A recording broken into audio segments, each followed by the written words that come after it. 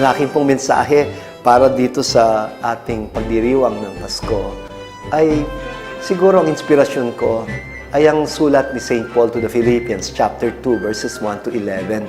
Ang tawag po dito, kenosis, the self-emptying act of God. Para sa akin, ang Pasko ay isang napaka-radikal na pagdiriwang. Ito ay tungkol sa Diyos na nagpapakumbaba.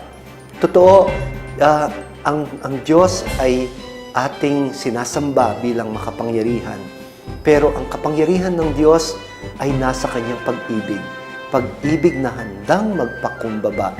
Niyakap niya ang ating pagkatao, sampo ng ating kahinaan upang tayo ay maiangat niya. Yun ang sinasabi ni San Pablo. Ang Diyos ay nakiisa sa ating karukhaan upang sa kanyang pagiging dukha, tayo ay umangat ang kalagayan. So ito po ang aking paunang mensahe sa inyo sa darating na Pasko.